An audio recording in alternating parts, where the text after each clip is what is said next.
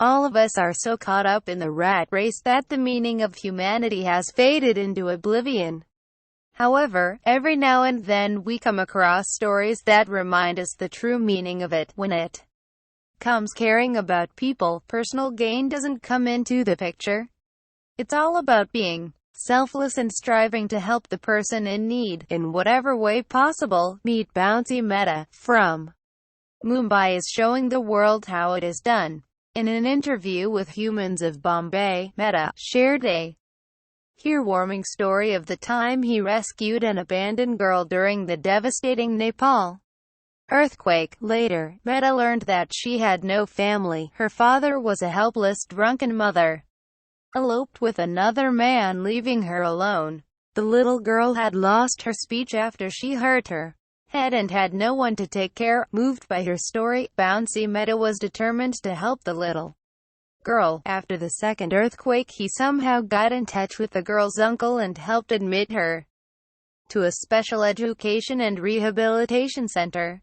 He then named her the girl who changed his life. With a smile, Anaya. After therapy, the little girl called him Baba, and that changed Mehta's life forever. He says, "She changed my life with her smile." The satisfaction of selfless acts of kindness is truly priceless. A few years ago, when there were terrible earthquakes hitting Nepal, I was a part of the relief operations set up in a Nepali village called Sakwa. One of those days, while I was working, I happened to notice this child, not more than 8 years old, playing around us.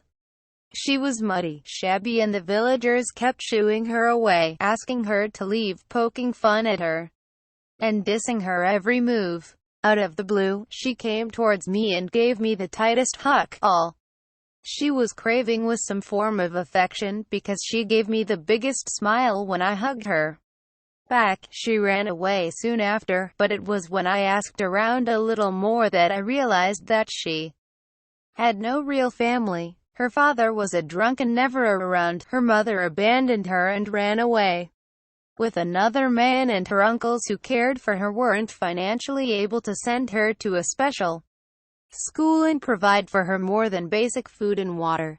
In the village, she was treated like cattle. It broke my heart the most when they said, "She doesn't have a name." When I asked why she didn't speak, they said that a few years back, she had hurt her head, but because no one attended to her injury, she lost her speech and her right hand shriveled up. I don't know what took over me, but I knew that I had to get her out. I couldn't leave her there like village cattle. Before I could come up with a plan, we were stuck in the second quake while distributing supplies. After a 30-hour wait, we were rescued by the Chinese army. I was lucky to be alive and to be transported back home in one piece, but even though I had barely just survived, the image of that girl and her beautiful smile stayed with me. As soon as I got back to Bombay, my friend Regina from Kathmandu and I started making phone calls to these villagers, asking for the nameless girl. It was tough. The lines weren't always connecting. The villagers were indifferent to her existence and didn't care enough to make the effort, but we kept pushing. Finally, after a month, one villager finally got hold of her uncle and her, and we had our first breakthrough conversation. We put a plan in place, and within a few days we arranged for her uncle and her to travel to Kathmandu, where Regina received them, and she was finally admitted to a special education and rehabilitation center. I finally named her Anaya, caring, guardian, protected. It's been a few years since that first day I met her, and she's come a long way. She's the life of the center, always laughing, always happy. Her hand is healing and she's started saying a few words. I've made around 10 trips to Nepal to make sure that she knows there's someone who's looking after her, and every time she sees me, she runs to give me a hug. She's learned to say the word Baba, and for me, that's enough. So that's the story of Anaya, and how she changed my life with her smile.